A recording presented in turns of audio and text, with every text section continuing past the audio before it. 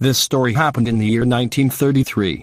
At the time, Cody was overcoming the death of his father Balto, who died in March of that year, and in order to be able to accompany him for the eternity, they made his own tomb near Nome, his city, and Cody lived near that same grave.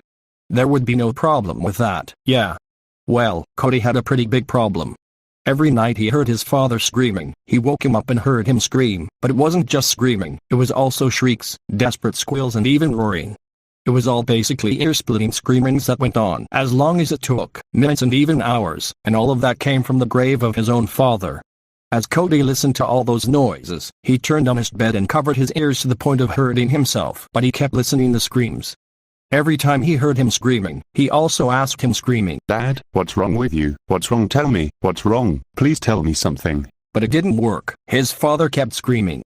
One day Cody went to his father's grave to leave him Jnav's handkerchief to see if he'd calmed down, but he kept screaming and Cody went crazy and asked him, "Dad, what's wrong? Tell me what's wrong. If you don't tell me anything I can't help you, so tell me what's wrong once and for all, please." But he kept screaming. Such was Cody's desperation that he got up one night and walked to his deceased father's grave and stood on top of the tomb, and then he exclaimed, "Dad, are you okay? Please tell me what's wrong." He was in a snowy meadow with powder snow falling like rain. There was some space separating them. "What's wrong, Dad? Tell me. Then, when Balto heard his son's voice, he stopped screaming. Balto knew there was someone there and calmed down. Finally, Cody stopped listening to him screaming, but then Jna came, and she asked him, "What are you doing there? Son, you have to stop doing this. You've already done it many times. Please stop doing this. Go back home." "But Mom, can't you hear him screaming? Can't you hear him?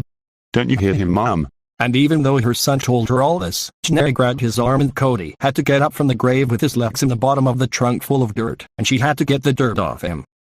For this situation, Cody suffered the same hell again as the one from a few weeks ago. As much as his dear father is buried, he hears him screaming,